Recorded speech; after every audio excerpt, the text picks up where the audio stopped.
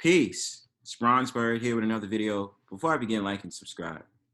So, another Vet Thy Children series, another topic of conversation that I want to bring up because I just find that it's very fascinating that a lot of these additional practices, a lot of these additional laws, a lot of these different things are going into the school board. They're being approved, and these different school districts is saying, we don't want to do the same thing to our children because we want to enrich them, we want to empower them, we want to do all these different things. And to some degree, I get it. I can't say that I agree or I disagree with it.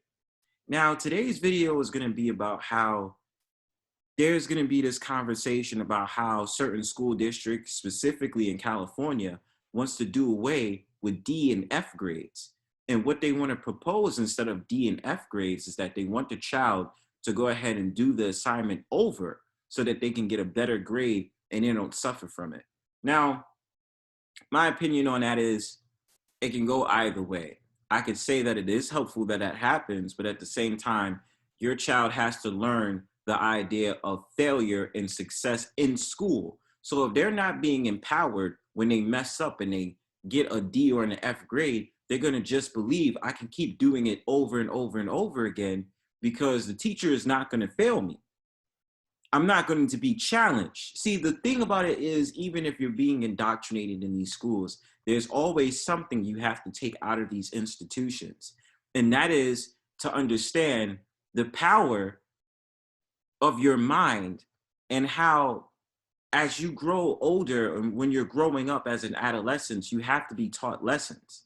At home, your parents is not going to give you a homework assignment.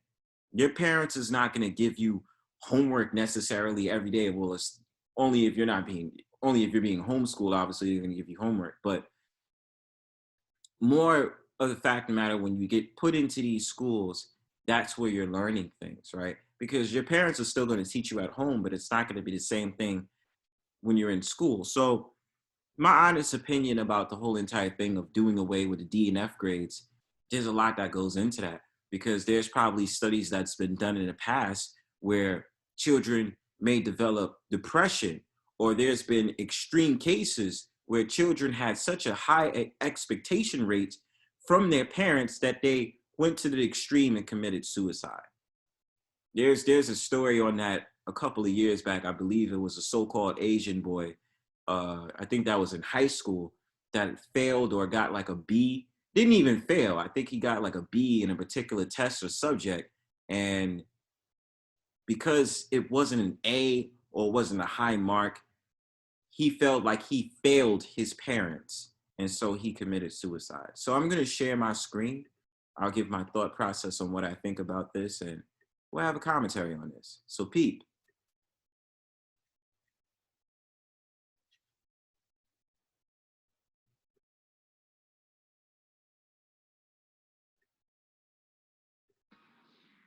Bad report cards are a thing of the past. Large California school districts are eliminating D and F grades. So students who fail a test or a homework assignment are now eligible for, quote, a do-over or more time to complete their work. One advocate, Patricia Russell, saying, quote, we're talking about people who are very young and labeling them as such at such an early age as less than or more than can have significant psychological repercussions. Some things in life aren't zero-sum games, but learning should not be. Oh, wow, I wish I had that philosophy when I was in grade school and middle school. So here now to weigh in is Asra Namani, Parents Defending Freedom Vice President, and Hadley Heath Manning, Independent Women's Forum Policy Director. Ladies, thanks for joining me. Though I would have liked that policy when I was in school, I don't think this is a great policy. Asra, tell me your thoughts on what California is doing here by kicking out D's and F's for our kids. Now pause before they begin, excuse me. I actually kind of agree with the guy in the middle. My thing about it is, like I told you guys earlier, I have no problem with children getting D's and F's because it teaches them a valuable lesson. You have to put in the work. You have to put in the time to study. You have to put in the time to actually make sure you are confident in the work that you're doing in order to achieve high grades. It's a tough thing. It was tough love when I was growing up in school. I've gotten D's and F's before. I wasn't a failing student. You know what I'm saying? I wasn't a failing student.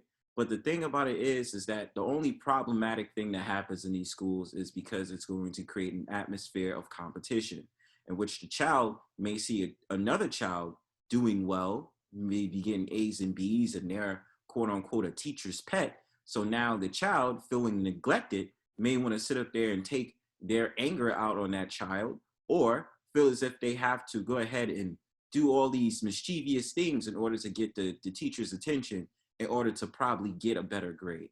Maybe things like that. But going back to the point, that's a problem with a lot of these schools anyway, because they're not, there are teachers out there that play favoritism, that they see a child that they like, and I'm not talking sexually, I'm talking in a sense of the way that they perform or just the personality of the child, and they give that child more leeway than the other children, and the children pick that up and start bullying that child because they're getting more attention from the teacher than they are.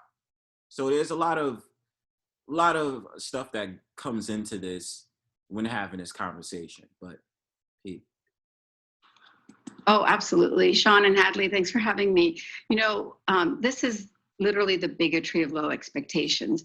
What these school districts have right now are, unfortunately, a lot of Hispanic and Black students that are reading below grade level, and they have been for years.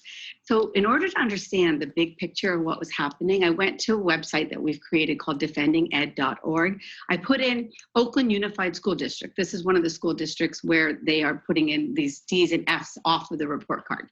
Well, guess what I found? As we suspect, the woke industrial complex has been working hard in these school districts in the name of equity. A consulting group called National Equity Project has over $2 million of contracts just in Oakland and across the state. And what are they doing? They are trying to close the achievement gap, but they have failed to do so over years. And now, in order to clean up their act, they are getting rid of grades as if that's a solution, but it's not. It's not a solution, and I'll explain why. Yes, we get it that so-called Black people and so-called Hispanics perform at a lower level when it comes to reading, but there's a lot of things that go into that. First of all, I can't even blame sometimes, directly the teachers for how they go ahead and teach these students. I can sometimes blame the fact of the matter the districts is not even economically responsible with sitting up there having equipment appropriate for these kids to have the proper learning materials. It is so common when you want to go to a better school in the country, you have to take your child out of the immediate area that you're in and put them in a well-to-do, productive neighborhood, probably usually a predominantly so-called white community, in order to have a better education system. It happens all the time. And so the thing about it is, the D's and the F's that's taken out of school, it's not going to help the child. We have to examine the child's mind. Why are they not able to read at a certain grade level? Why? This is where mental health is important. This is where, besides mental health, getting other programs to enrich them so that they can learn better and they can improve can actually help the child go in a positive direction where they feel more comfortable on the work that they're doing. But at the same time, we have to challenge these children. And by these woke, pseudo, critical race theory things that they're putting in the school, it's not doing anything. Now it's creating a battlefield where there starts to be a vitriol on students because of the nationality that they are, in my opinion.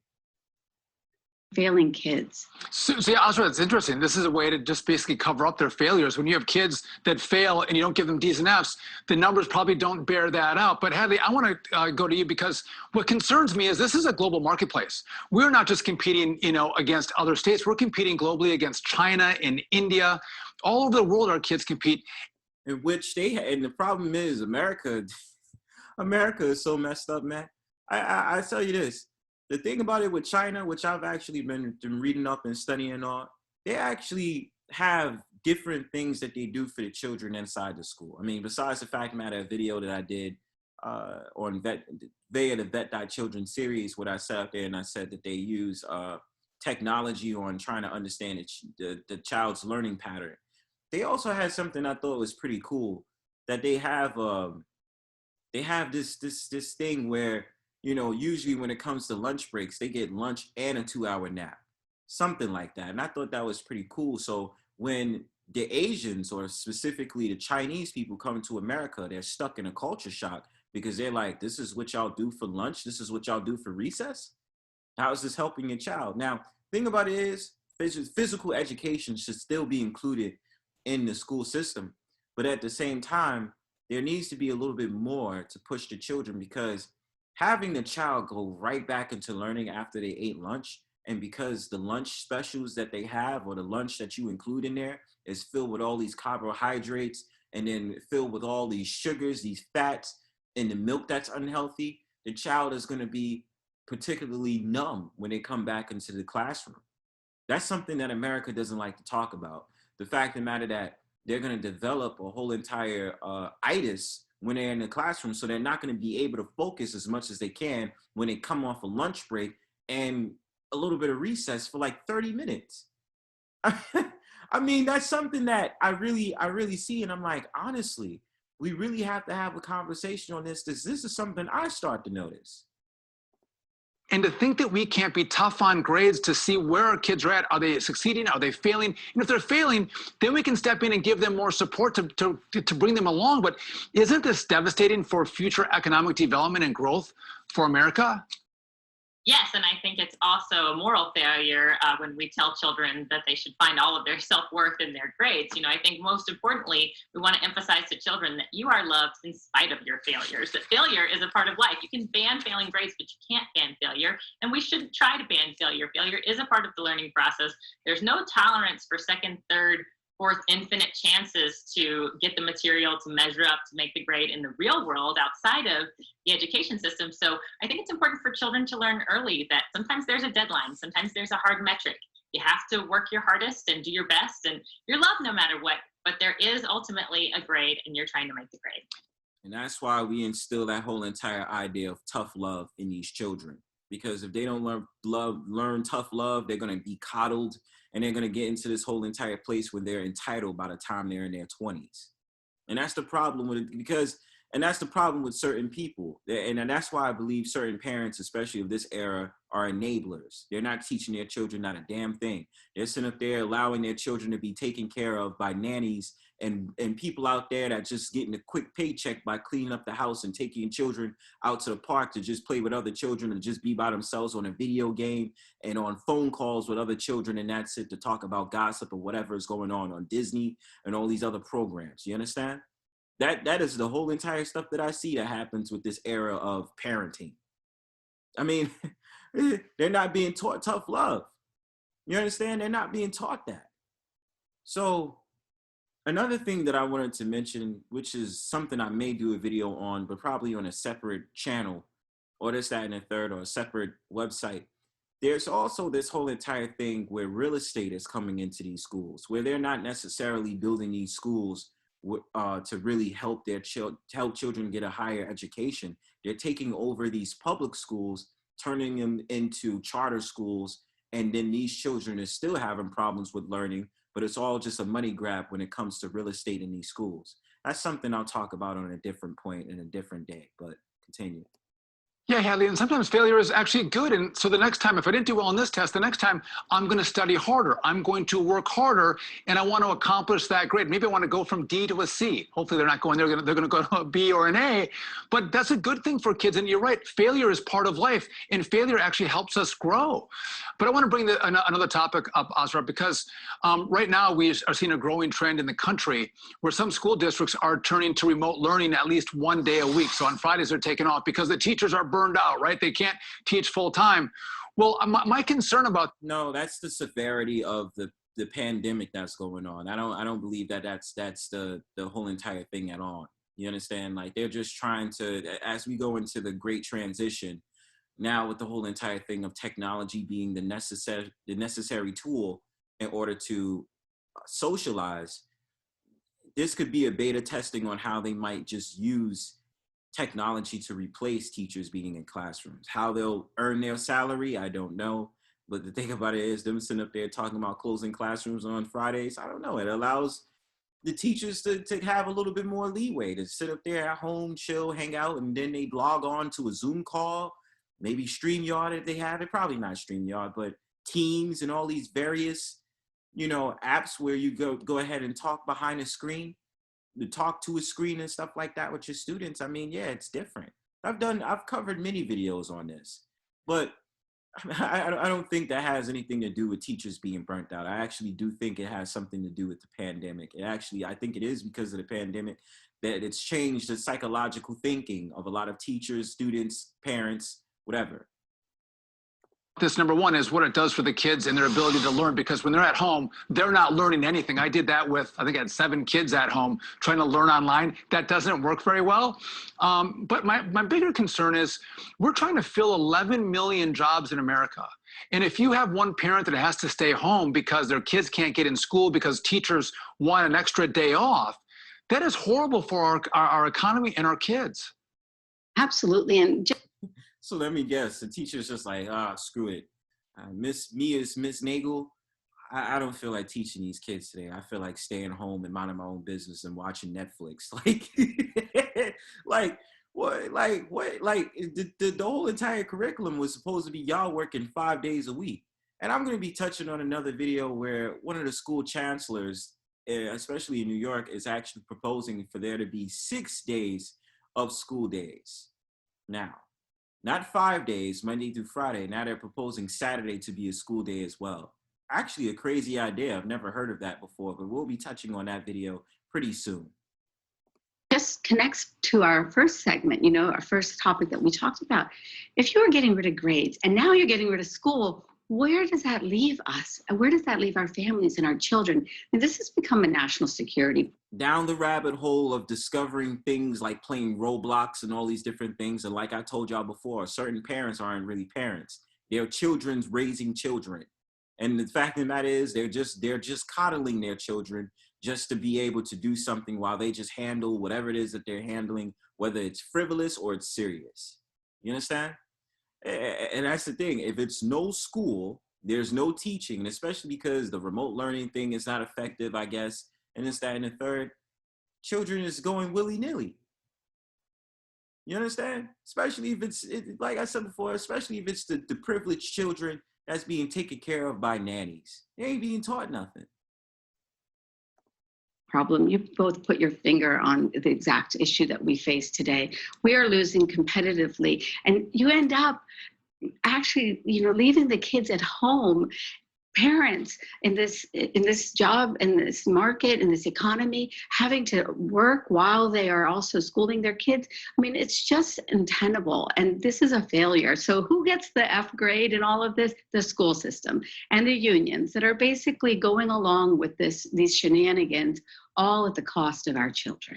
You know what, though? I think that the parents and the voters also deserve an F or a D, because we've allowed these woke school boards to take place in our communities. We've allowed our teaching colleges to turn. Yeah, and then parents don't fight against it because they want to be able to take in all these liberal ideologies and feel as if like it's great for the child to learn the same things that I learned as an adult. There is no buffer zone. There is no boundaries that's being pushed now. Everything is the same. And that's what I think that they're trying to gear this to. It's very deeper than that. It's actually a spiritual thing too. It's very deeper than that. You know what I'm saying? But I'm just saying at a very surface level, that's what it seems like it's being pushed at this moment. Out all these woke teachers that then infect our kids' minds.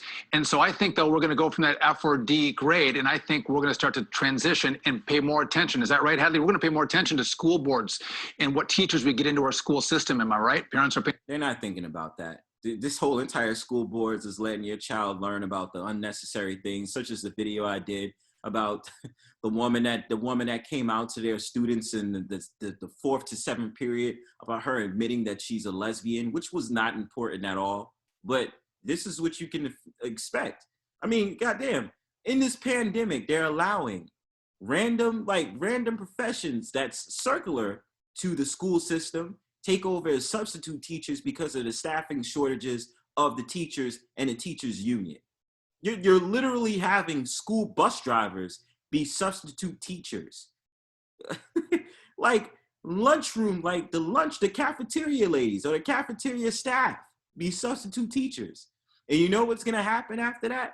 They're not going to enrich these students. What they're going to do is, hey, just give them a packet.